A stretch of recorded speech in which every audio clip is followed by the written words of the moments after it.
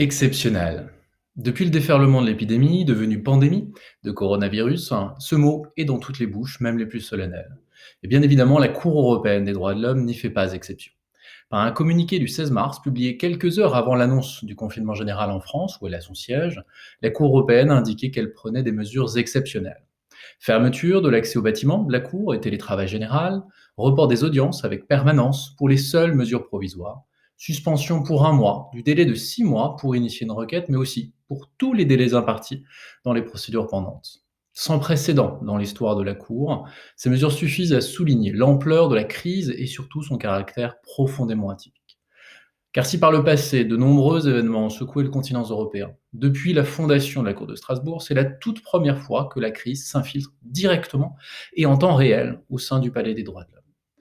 Mais en cette année 2020, où la Convention européenne s'apprête à souffler ses 70 bougies, le plus grand défi pour la Cour de Strasbourg reste à venir. En effet, partout en Europe, la crise sanitaire a conduit les États à prendre des mesures exceptionnelles qui restreignent gravement les droits et libertés. Au premier rang de celles-ci figure le dispositif de confinement. Non seulement celui-ci réduit drastiquement la liberté de circulation de la totalité de la population, et ce, probablement, durant de longues semaines, mais en outre, le confinement affecte fortement les libertés économiques, la vie privée et familiale, la liberté de réunion, ou encore le droit de propriété, lequel est d'ailleurs aussi atteint par les réquisitions. Le tout sans compter le redoutable défi des dérogations exceptionnelles dans le fonctionnement de la justice judiciaire, administrative ou même constitutionnelle. En ce sens, et à bien des égards, les standards conventionnels du procès équitable, mais aussi les exigences du droit à la liberté et la sûreté, sont bousculés. Enfin, il faut y ajouter les nombreuses initiatives d'autorités d'État qui, sous couvert de lutte contre l'épidémie, en profitent pour prolonger leur agenda d'obstruction systématique aux droits et libertés. Alors bien évidemment, en période de crise, la Convention et la Cour européenne ne sont en rien désarmées. À ce titre, le chemin conventionnel apparaît relativement balisé. Mais entre l'ampleur inédite de la crise sanitaire et les risques de dérive durable qu'elle pourrait entraîner, force est de constater que l'équation du respect des droits de l'homme comporte plusieurs inconnues. En tout premier lieu, chacun sait désormais que la Convention de 1950 autorise un État à réduire à titre exceptionnel l'intensité des droits et libertés, et ce pour lui permettre d'affronter une situation de danger exceptionnel et imminent. Tel est l'objet du mécanisme de dérogation en cas d'état d'urgence prévu par l'article 15 de la Convention. Ainsi, en cas de guerre ou en cas d'autres dangers publics menaçant la vie de la nation, tout État partie est habilité à prendre des mesures dérogeant aux obligations prévues par la Convention. Jusqu'à mars 2020, ce dispositif a été assez rarement mobilisé. En 70 ans, seuls 8 États parties à la Convention y ont formellement reconnu. Par conséquent, les contentieux portés devant la Cour européenne au sujet des mesures prises dans un tel contexte d'état d'urgence sont encore plus rares. Seuls 4 États ont ainsi été mis en cause dans ce contexte, dont récemment la Turquie. Et dans la totalité des cas, l'état d'urgence a été déclenché pour des raisons humaines, conflits armés ou attaques terroristes.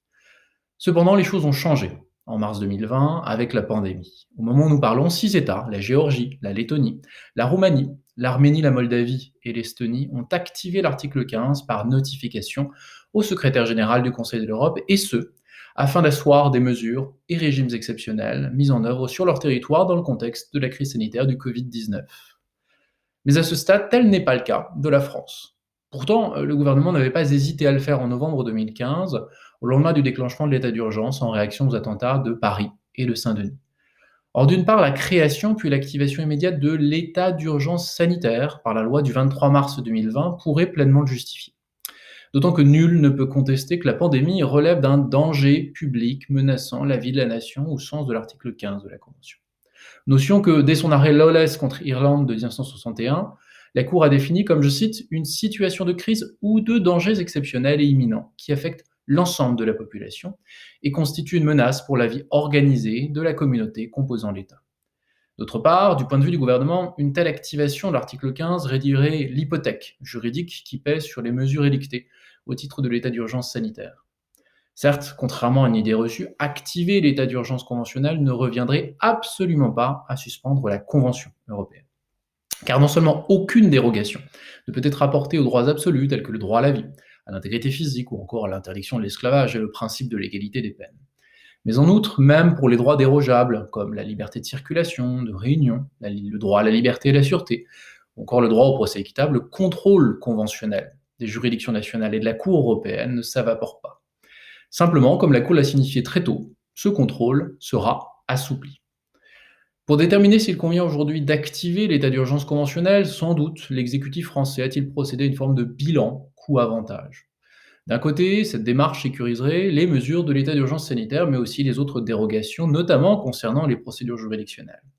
D'un autre côté, déroger ostensiblement à la Convention européenne suscite toujours l'émotion et l'inquiétude collective tant cet acte est symboliquement fort.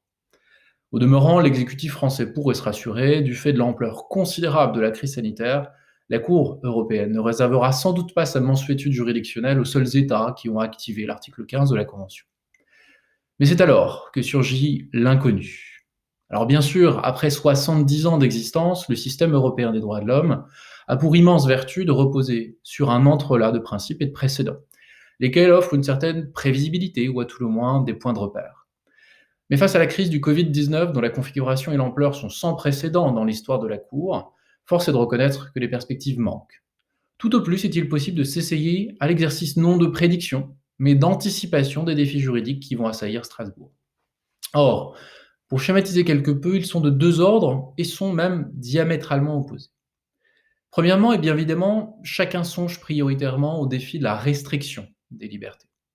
En effet, l'ensemble des États européens, qu'ils aient ou non activé l'état d'urgence conventionnel, ont adopté une série de mesures qui affectent significativement, voire gravement, les droits et libertés conventionnels, et ce, au détriment de l'ensemble de la population. Le tronc commun réside bien évidemment dans des mesures de confinement des personnes à leur domicile, conjuguées avec les interdictions de rassemblement public, la fermeture de lieux et d'activités économiques, ou encore des restrictions d'accès aux prisons.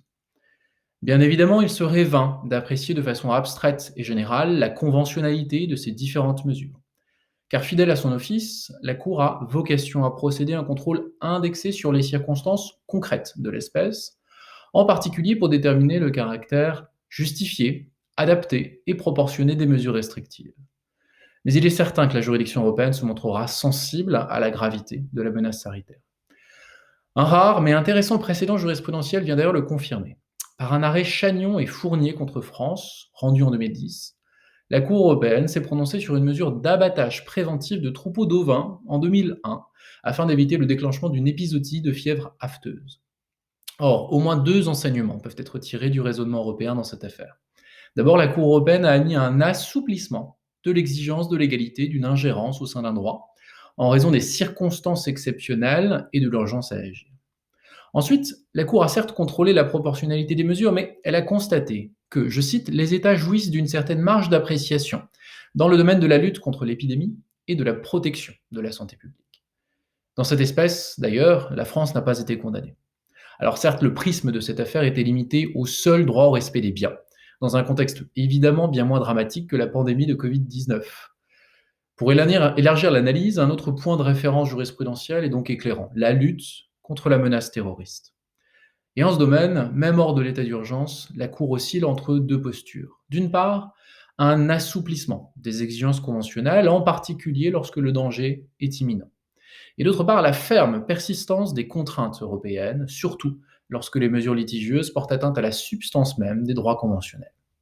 Dans tous les cas, la Cour énonce qu'elle tient dûment compte de la difficulté pour les autorités nationales de juguler dans l'urgence une menace grave. En définitive, à l'heure d'apprécier le comportement des États face à la pandémie, l'intensité du contrôle conventionnel variera sans doute au gré des situations. Ainsi, ce contrôle promet d'être plus strict pour les périodes où la pandémie sera en déclin. L'impératif de stricte adaptation des restrictions exige effectivement qu'elles se réduisent si leur justification s'affaiblit. Par ailleurs, il est à espérer que la Cour européenne sera vigilante face au détournement de pouvoir, car à ce sujet, certains États européens font preuve d'une inventivité qui n'est guère de bonne aloi. Ainsi, au prétexte du, je cite, risque d'une situation de panique, l'Arménie a annoncé vouloir restreindre la liberté des médias d'informer sur la crise sanitaire. De même, et sans surprise, la Hongrie de Viktor Orban s'est déjà distinguée en instrumentalisant l'épidémie, pourtant assez faible dans cet État à ce stade, afin de multiplier les fortes restrictions aux libertés. Au-delà de l'enjeu des restrictions aux libertés, un second défi, non moins redoutable, surgit dans l'horizon européen, celui de l'obligation de protection. En effet, En période de crise sanitaire, les droits et libertés conventionnelles ne sont pas seulement la proie des autorités publiques, soucieuses de lutter à tout prix contre la menace sanitaire, ils peuvent aussi être le support de revendications des personnes contre les carences, voire l'inaction des mêmes autorités face au virus mortel.